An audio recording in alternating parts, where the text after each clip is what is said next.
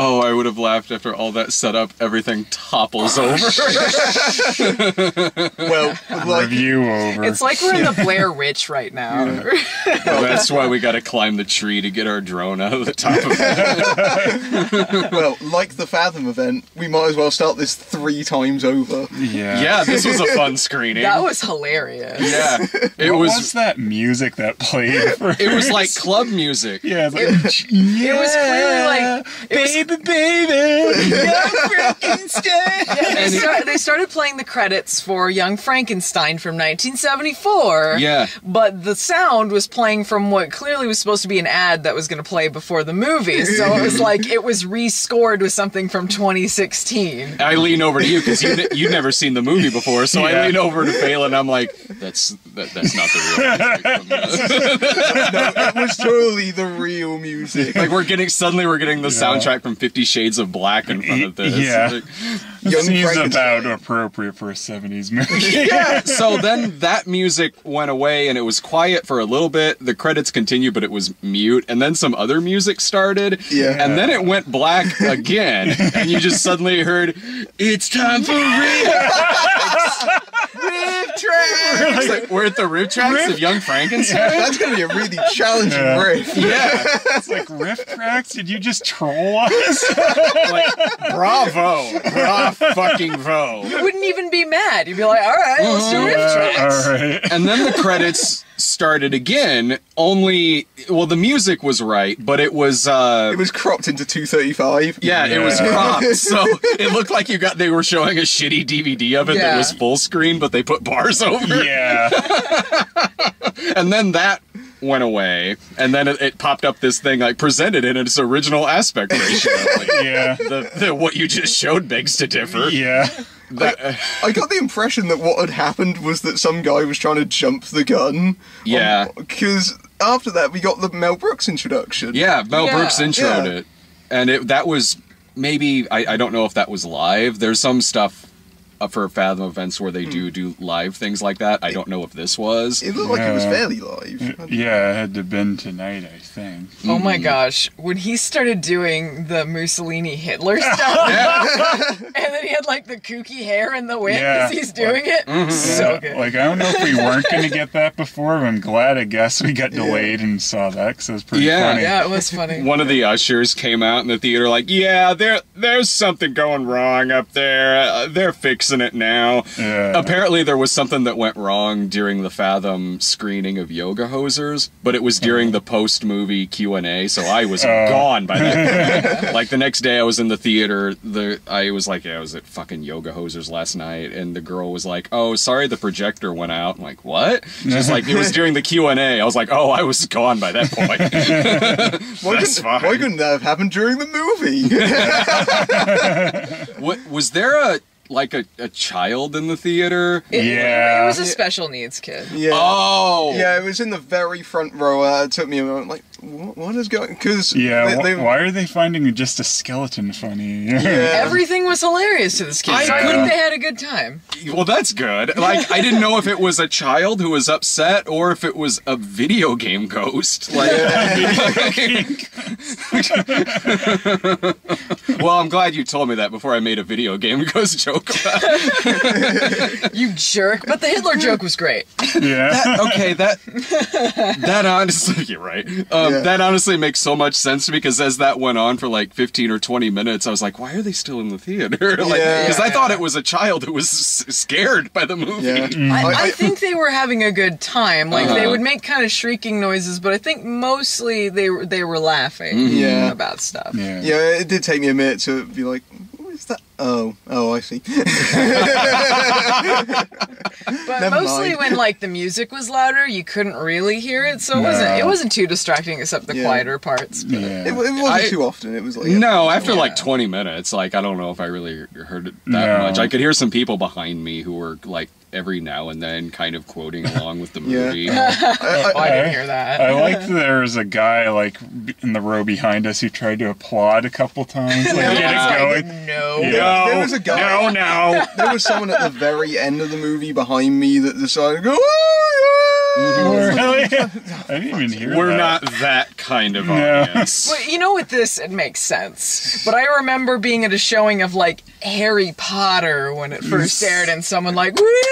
It's like, all right, look, Yeah. they're not listening. I was gonna say I could do you one better. Transformers 3 got a giant applause. Oh in it. God, I'm sorry. That's no. And there was one where it was kind of like what you just said, where it was like somebody thought the audience was way more into it than they actually were. It was probably for some YA thing, like the host maybe, and like at the end, like one person was like, "Yeah." It stopped when no one else was doing it. You loved he did it twice though. Like the credits first came up, I heard them like, nothing. And then, once it popped up the end and started the next part of the credits, they tried again. No one's going along with it. The rest of the audience is just like overrated.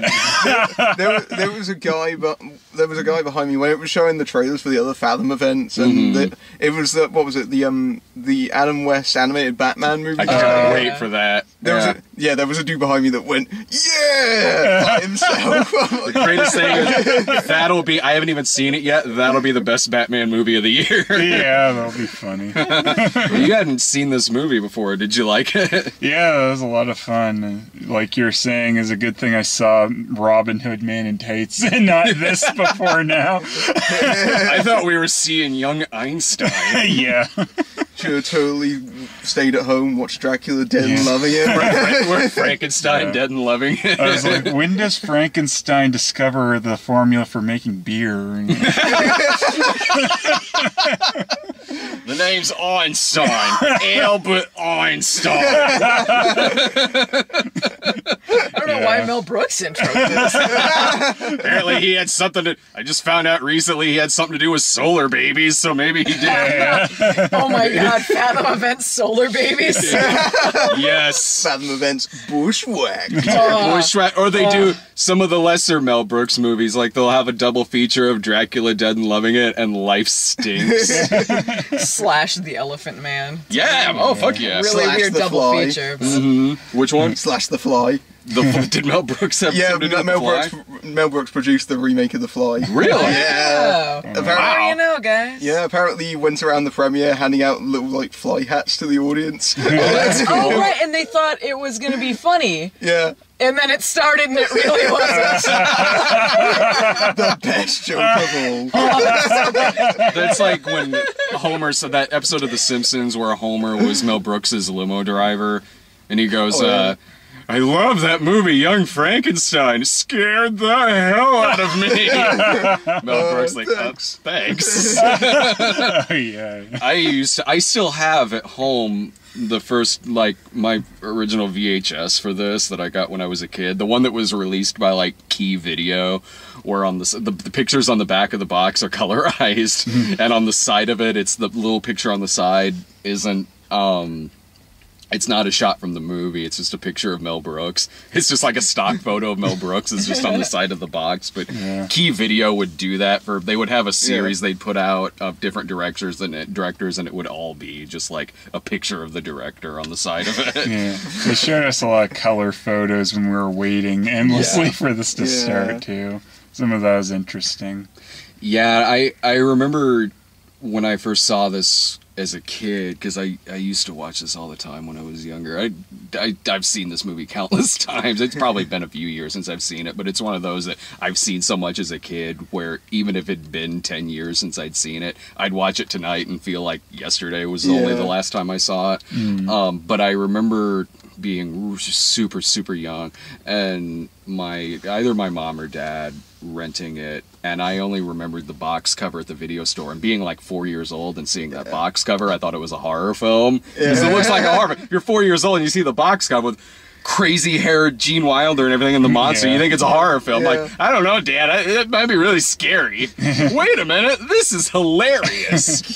Just being 4 and not getting some of the jokes in it. Well, what's a Schwanstucker? I mean, I had the best first experience with this movie. I watched it as in flight on a plane at 0 o'clock in the morning because I couldn't sleep on an overnight flight back from MagFest. Truly the best way to experience Young Frankenstein. An airplane is how I saw a a train. The Paper with there goes Emily Michael Blunt. Keaton. Yeah. I think I saw Quills on a plane. Now we were planning to watch this a few times. Yeah, we so kept that talking finally about it, and then see we saw it, like the Fathom events advertising, and I'm like, let's go. and then you Yeah. decide that you should go and watch Little Fockers on a plane instead. So, well, like, you watching this on a plane, that's a step up, because you always get caught with the worst movies on an airplane, like Little Fockers and Gulliver's Travels with Jack Black. When was the first time you saw this? I don't remember. I remember it being on TV a lot, and that's probably how I watched it, just around Halloween every once in a while. I mean, I've seen it multiple times, so I was familiar with it, and I have it on VHS, but... So I don't remember the first time, but it's been a few years since I'd seen it, so a lot of the jokes, you know, it was fresher for me. Yeah. So my memory's bad, but the part that always sticks with me, my favorite part, is always the putting on the Ritz scene. Oh Yeah, that's funny. That is a terrific scene. And, like, I knew you would laugh at it too, and you were laughing, but you were laughing harder when they start throwing like cabbages at him. That's my favorite part of that scene too. Like me and him were laughing our asses off. Like, first of all, that's your own fault for giving him cabbages. When they got in. They're so disappointed in his performance. Yeah. Like, they're really amazed that he can walk and stuff when he's doing like the leading stuff. Like he's a dog too, gives him a little treat. Yeah. Just like, oh, boo! He got startled by that sparking light. It's like a second after things go bad. It's like the light blows up. It's like, it's fine. And then really quick after that, like, wow, this audience wanted it to be perfect or nothing. Right? Cabbages, lettuce, tomatoes, like, that's my favorite part of that scene too. It's great. That scene perfectly encapsulates the sort of brilliance of this movie. In that it really does a thing that comedies don't really do these days, and it really, you know, invokes the sense of the era. You can tell that Mel Brooks really went out of his way to get all the people that sort of worked on those movies in the 1930s, you know, the original Frankenstein movies, and it really has the feel of one of those movies, and then a joke will happen, and it feels really organic and really funny. The scene will start off, you know, fairly straight, and then it will just move sideways into absurdity. And there's some scenes that are, because this movie I saw before I saw the James Whale movies, Frankenstein, Bride of Frankenstein, and this movie works so well as parody, and just as parody for one, and just even if you haven't seen what it's spoofing, like you won't be sitting there confused, like and then later on when I saw like Frankenstein and Bride of Frankenstein, they're great movies. They are. I've seen them many times, but there's quite often in them where I do kind of laugh because some scenes in this are kind of straight out of like Bride of Frankenstein. Like I'll be it's sort of like Airplane and 0 Hour in that regard, where like even in I think it's Bride of Frankenstein where Igor drops the brain because he startles himself. It's hard to see that done straight in the horror film and not kind of laugh because you're picturing Marty Feldman. There's a lot of affection in the movie because it works as both parody and as a homage. Oh, absolutely. Well, and it's the perfect example of a good parody film compared to what they do now, because it's focused on one thing, but it's also something really affectionate.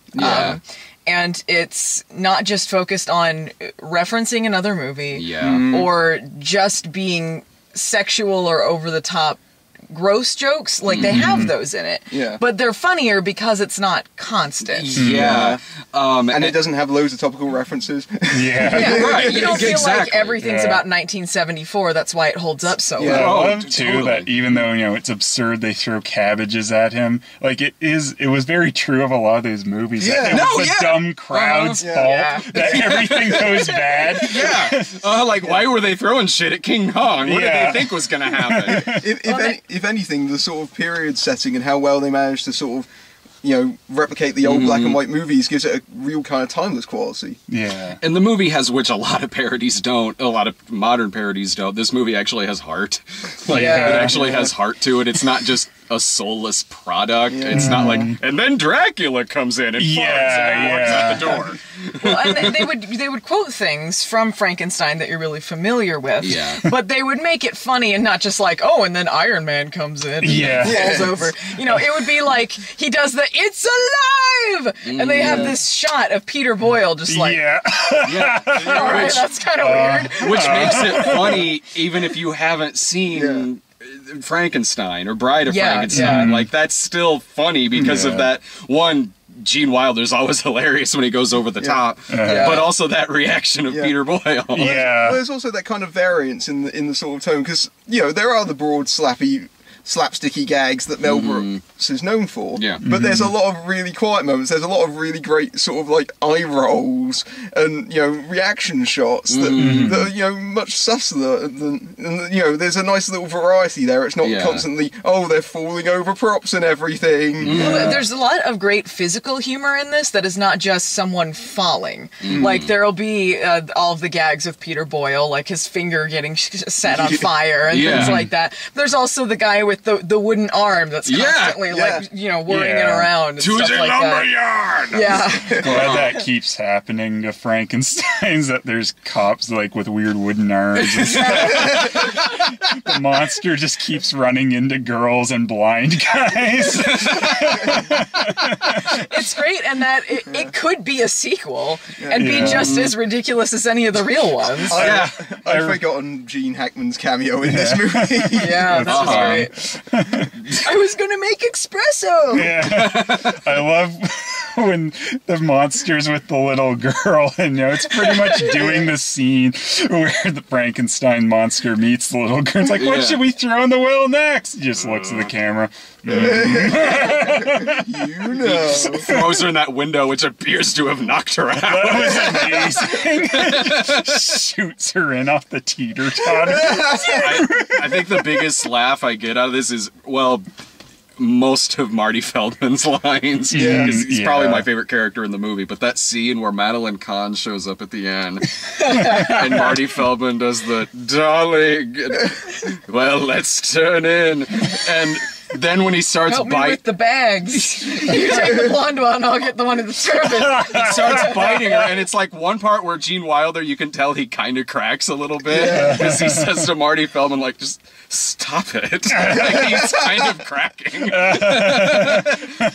Like, maybe that was the 50th take they did, and that was the most he didn't bust up while doing that scene. Marty Feldman in this movie, he really steals the show, but it's a really great performance, because so much of this movie is really kind of played straight to a certain degree. If you look at Wilder's performance, for example, he's not really mugging for the camera the entire time. You know, he goes crazy when he used to, but there are moments where he's restrained, and, you know, a lot of them aren't really playing towards the camera, which makes it so much funnier when Marty breaks it and looks straight into the camera and goes,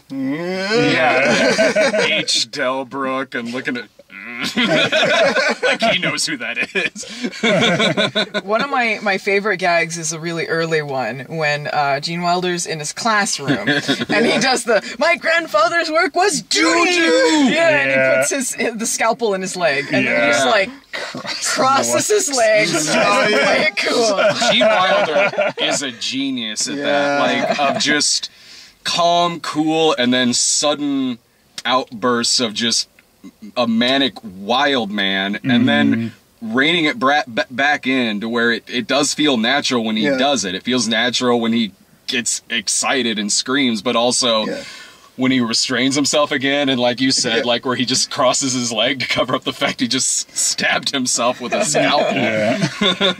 He's got so much wonderful manic energy, but it's really controlled. It's not you know, him, you know, constantly going for the gag. I mean, that gag with the scalpel is at the end of a fairly long scene that doesn't start out with loads and loads of jokes, but it just gradually builds. It's a great movie at build up for the payoff, which makes it better than just constant jokes being thrown at you. But it's not slow either, so it doesn't feel like, okay, here's nothing happening, we're waiting for a joke. Yeah, it always builds up the sort of comic tension building up. There's great callbacks too, like, of course, the horses going insane whenever Frau Blucher's name gets said, and then an hour goes by and Frau Blucher's probably not in the movie for about an hour or so, and then she comes back later and they say her name, and again the horses come back. Yeah. There's so many great comedians in this. I mean, Cloris Leachman's hilarious, and you got Gene Wilder, and you got Peter Boyle. I mean, Madeline Kahn. Madeline Kahn, yeah. Madeline Kahn, who could just hum to herself, and it's hilarious. Yeah. I love once they make the monster smart at the end, and the constable's like, oh, well, this changes the whole situation then. After, I think the monster murdered a guy in the jail cell. Yeah. But he's smart now. It's okay. Well, that changes everything. And the crowd is instantly okay with this. They're he can talk. So. It was a beautiful speech. Yeah, it was a wonderful speech. And it's really accurate to the movies, the actual Frankenstein movies. Like, the crowds are so stupid. Yeah. I mean, and it's like, it's funny too, because Frankenstein was supposed to be his grandfather, so clearly this is not set during that time. I'm not sure what time period it's supposed to be. I was trying to figure that out Maybe early 1900s, maybe? I was trying to get a look at the date on the Wall Street Journal that he was reading there at the end. It did look like it said 1974, so maybe it takes place in 74. I love it. Because I'm like, is it supposed to be the 70s? Like, why are they all like going around in like lederhosen and shit? Just Transylvania. Maybe that's it. Transylvania's is still stuck in that time period. I love everyone in Transylvania speaks English too, or like with a slight German accent. Yeah. I did have a theory, because that scene at the very end where he's in bed, maybe this is all just a prequel to Everybody Loves Raymond. There was an episode of that show where on Halloween he was dressed like the monster. Nice. I just kept thinking nice. of Puchinsky. So good. You said at the beginning when they were showing like little trivia. You lean over to me and you're like, Peter Boyle once said he prefers Puchinsky over True fact. Was he drunk? I got to be a dog. Way better. It was the high point of my career. I also loved Pluto Nash. He's been in classics, but I question his taste. Where's the Fathom Events Pluto Nash coming? Fuck yeah. Real soon. Yeah. It'll start up, and then all of a sudden, it's time for a riff track. That makes sense. Now I get it. I'm like, first of all, why was I even here not thinking it was a riff track for Pluto Nash? Can you imagine? Peter Boyle dies, and they're like, in honor of Peter Boyle's career, Pluto Nash. I would go... Puchinsky on the big screen. That would look horrifying on the big screen. But you would go in a heartbeat. Yeah. Fuck yeah. Was there anything about seeing this movie again that you noticed on the big screen but maybe didn't like watching it before? The makeup and stuff. You could see like the lines and how they applied it, and on VHS it's a little bit harder. So there's some of those things that you notice, but I mean, it was great being able to see it like this, because it was a nice print of it, and seeing it on the big screen, and the audience was really receptive to it. Yeah, with a big crowd like that was fun. Yeah, I think it was a really nice way to see it for the first time. I think there was...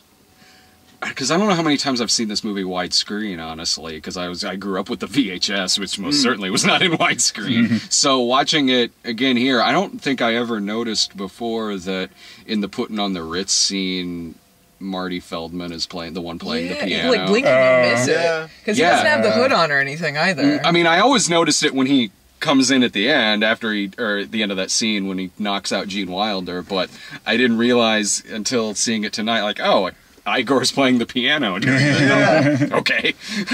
Makes sense. I like that you never really know if his name's actually Igor, if he just said that to fuck with him. He said it to fuck with him. Yeah, I know, but then he just goes by it the whole movie. Yeah, so. but I love that you can't tell if he just has a fake hump to fuck with people. That too. He keeps switching around. Yeah, like everything about this guy is like how much is real. I do love that he keeps carrying on through the movie calling Gene Wilder, Froderick. Yeah. Frederick. Or sometimes he'll just, yes, master. He goes back and forth.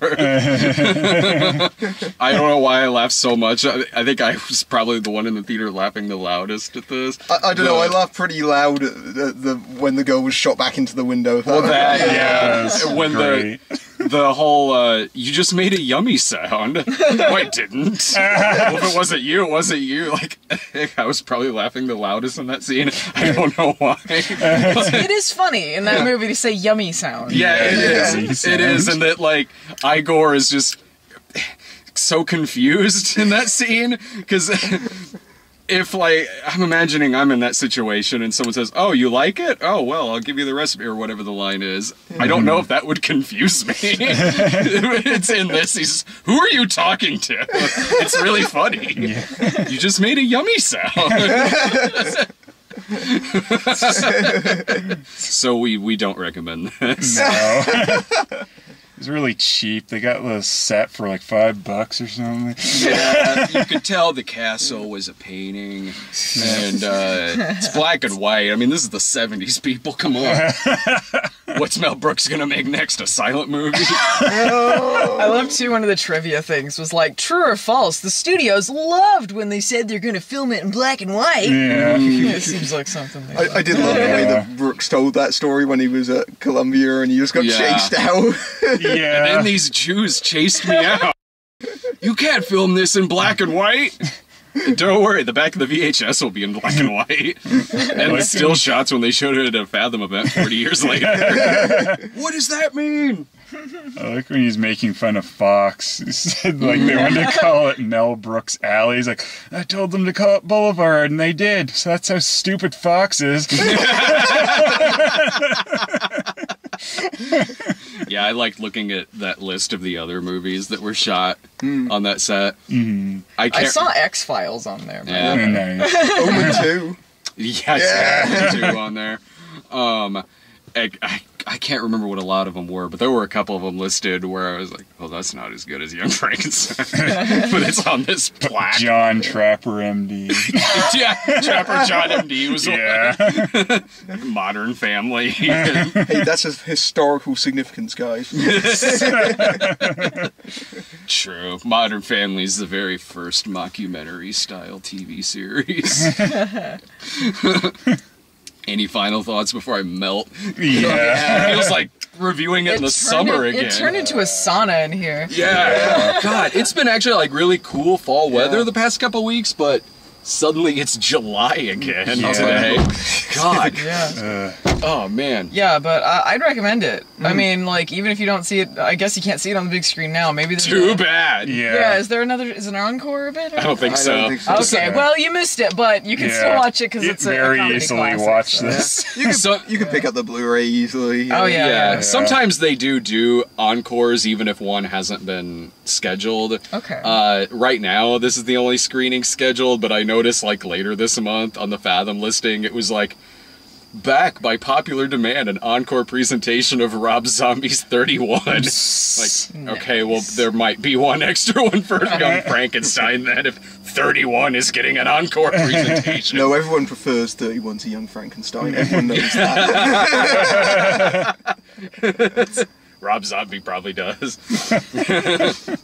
So we're going to be back over the next few days with movies that won't be as good as this. What are you talking about? I think that Masterminds is going to be a classic.